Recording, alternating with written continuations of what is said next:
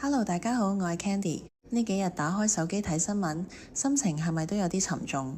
見到美國同伊朗嗰邊嘅局勢，甚至世界各地唔同嘅衝突，雖然隔住個海，但嗰種不安感其實好真實。作為家長，我哋每日都為家庭同小朋友嘅未來操心。我哋驚嘅唔係自己食小餐，而係驚冇能力守護我哋最愛嘅人。喺大時代嘅洪流裏面，我哋每個人都好似一隻小船咁，隨時會被大浪冚過嚟。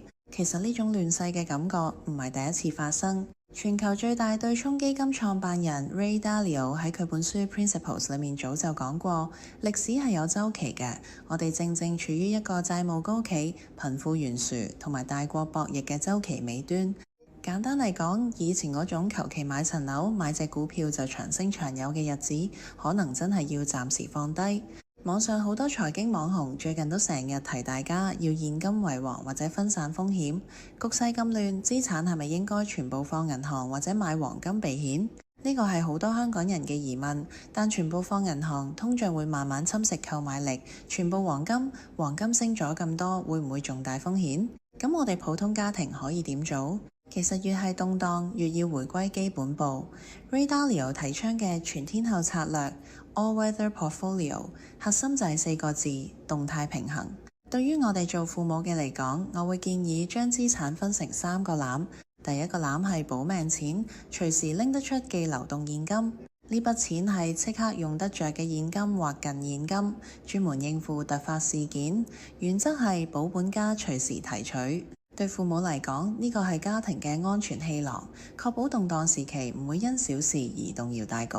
常見有現金或多幣種戶口，1到3個月短期定存；貨幣市場基金建議係家庭每月開支嘅6到12個月。第二個籃係增值錢，股票、基金博取長期回報。呢個係家庭財富嘅引擎，追求長期跑贏通脹，為退休、買樓、旅行等大目標增值，接受波動，但要分散風險。對父母，呢個係為子女未來積累資本嘅工具。常見有股票、基金、ETF， 建議比例係總資產嘅40到60%。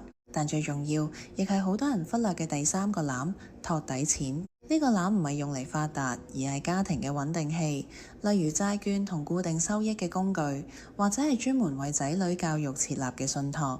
無論出面個世界點樣亂，點樣加息，呢筆錢係幫你守住本金，確保10年後仔女有書讀，屋企有飯開。總結嚟講，動態平衡嘅資產分配唔單止應對全球風險與地緣衝突、通脹、債務危機，仲俾家庭基金可以穩中求進。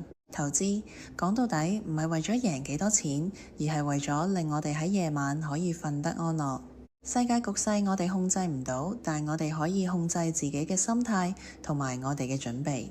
如果你覺得迷茫，不妨靜落嚟睇下自己個托底籃夠唔夠穩陣。最後想送一句說話俾大家：平安係福。無論個市點樣波動，一家人齊齊整整、平平安安，先係我哋最大嘅財富。希望世界和平，亦希望你同你嘅家人內心都有平安。我係 Candy， 你嘅家庭理財顧問。如果你對家庭資產配置有疑問，歡迎隨時 DM 我。Take care。